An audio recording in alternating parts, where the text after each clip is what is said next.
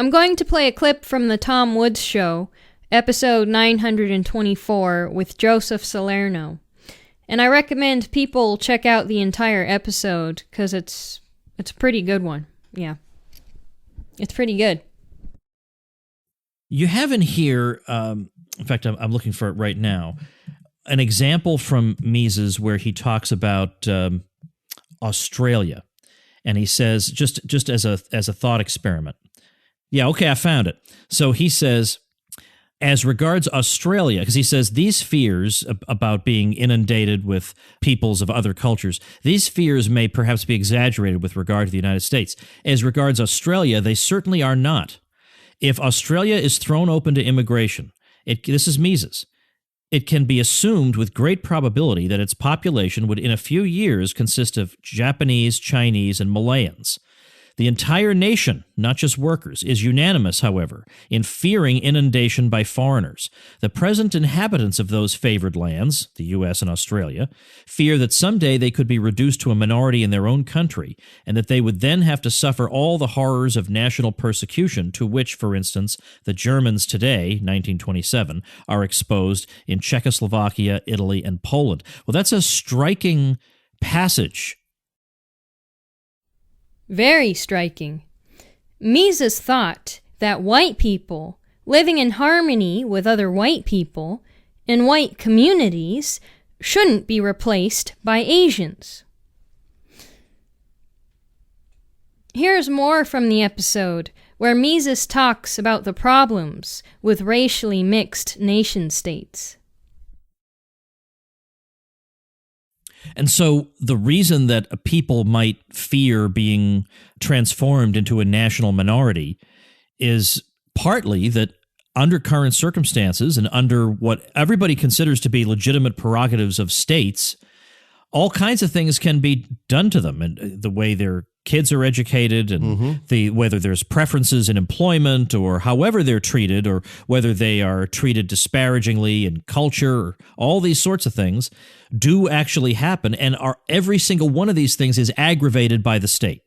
Right. So if the state becomes more and more interventionist, then these things become completely intolerable. And Mises says at one point, look, there's only one choice in this kind of a mixed nation state. You're either the hammer or the anvil. And so everyone seeks to be the hammer, that is to grab control of the state, all national groups. And so this is why I find it so unhelpfully naive for people to think that all we're really faced with is people who outwardly have different physical characteristics, but all of whom are equally committed to the idea that we will all live together according to certain abstract principles laid out in the 19th century by Frederick Bastiat. There's no such thing as that. That is not how it works out.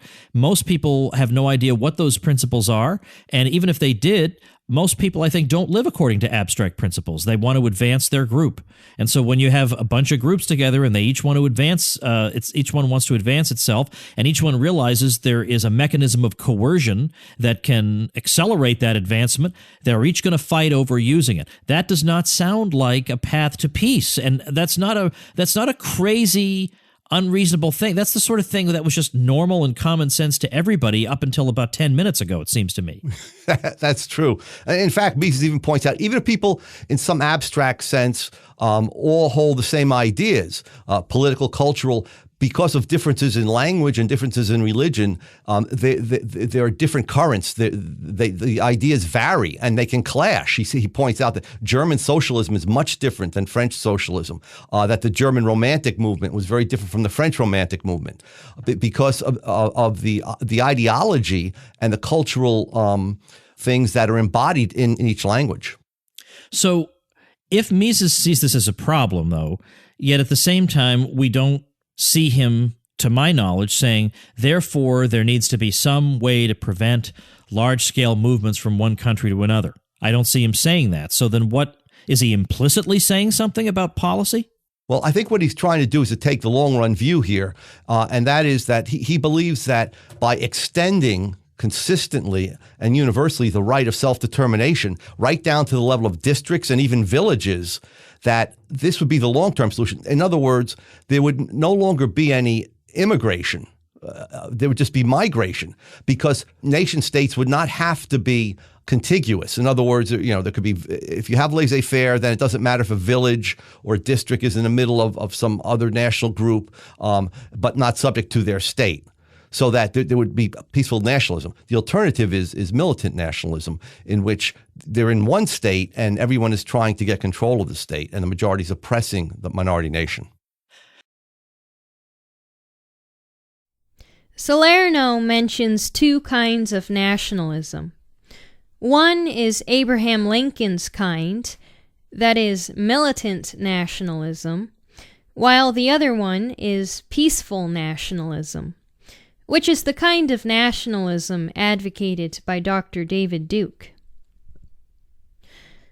Much of the alt-right advocates for militant nationalism. But the thing is, even in racially homogeneous states, militant nationalism leads to a cultural cleansing by those who are in control. This has been well illustrated with how Northerners have been attempting to destroy Southern culture ever since the North's murderous invasion. If we were allowed to go our separate ways, it would most likely be along cultural lines.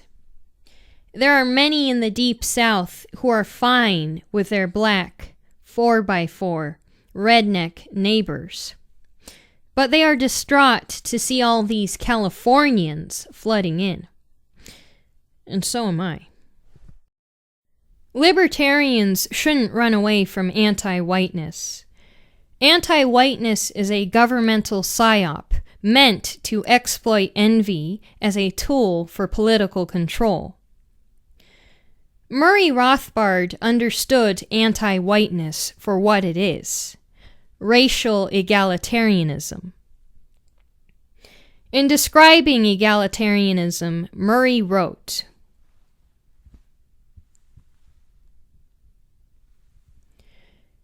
"Since egalitarians begin with the a priori axiom that all people, and hence all groups of peoples, are uniform and equal, it then follows for them that any and all group differences in status, prestige, or authority in society must be the result of unjust oppression and irrational discrimination."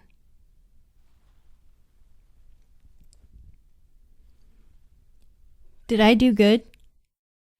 Egalitarianism says that wealthy capitalist countries are rich because they exploited poor countries. Egalitarianism explains the success of men through the exploitation of women. Egalitarianism racially targets white people, since whites have had great success historically, and also because they are seen as a very pretty-looking people. The term white privilege is an example of racial egalitarianism. According to white privilege, the success of white people is due to their exploitation of brown people. In fact, white people have stolen so much privilege that when they suffer, we really shouldn't feel any sympathy for them. See that white meth head girl living under the bridge? She had everything given to her, and yet she still fucked it all up. She has no excuse. Who cares about her anyway? She's just a white bitch.